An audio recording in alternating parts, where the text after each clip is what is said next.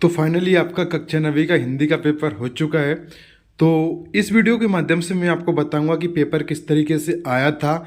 जो मैंने आपको क्वेश्चन बताए थे वहाँ से आपके बहुत सारे क्वेश्चन सेम टू सेम देखने को मिले हैं। तो ये आपके सबसे पहले हम पेपर के बारे में डिस्कस कर लेते हैं, इसके बाद आपको यहाँ पर आंसर बताए जाएंगे कि आपने कितना पेपर सही किया है, ठीक है।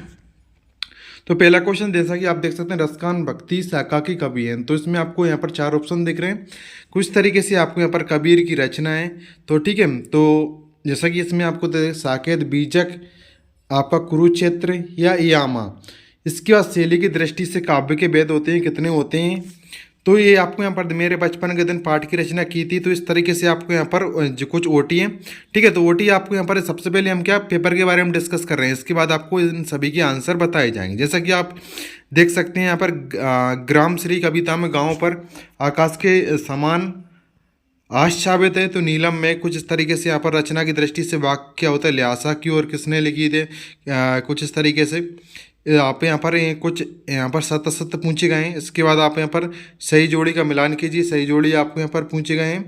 जैसे कि छायावाद के कवि कौन है, तो इसमें आपको यहाँ पर श्यामचरण दुबे, 3 फलों का समूह, प्रकृति का। देखो मैंने आपको यहाँ पर जो बताए थे लगभग बहुत सारे क्वेश्चन आपको यहाँ पर सेम टू सेम देखने को मिले हैं। जैसे कि आप यहाँ पर सही जोड़ी में देख लो, रस के अंग आपको यहाँ पर ये बता दिया था, त्रिफला आपको यहाँ पर 3 फलों का समूह हो जाएगा, रीढ़ की हड्डी आपका।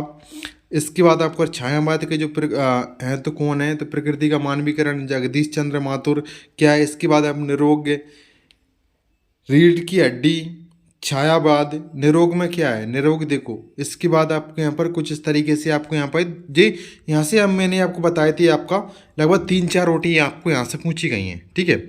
इसके बाद एक वाक्य में पूछी गई है, ये आपको बताया था मैंने, नई कविता की कोई 2 प्रमुख विशेषताएं लिखी है।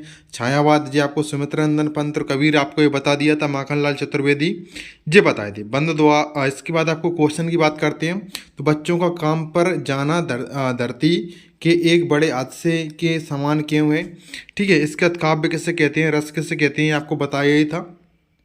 रूपक अलंकार, दोहा, छंद की परिभाषा, एकांकी। इस बिल्कुल सेम टू सेम क्वेश्चन अभी मैंने बताए थे, वहाँ से आपको देखने को मिला है, ठीक है। तो इसके आगे का पेपर डिस्कस हम करेंगे, ठीक है। इसके बाद उसी में आपको मैं जो आपको अभी जो पेपर हुआ है इसकी कंप्लीट ओटी बताऊंगा, उसी में आपको कंप्लीट ओटी में बता दूंगा, ठीक है। तो वही आपको सेकंड पास अवश्य देख लीजिएगा, उसकी लिंक आपको वीडियो के डिस्क्रिप्शन में देखने को मिल जाएगी। तो मिलते हैं नेक्स्ट वीडियो में। Thanks for watching this video.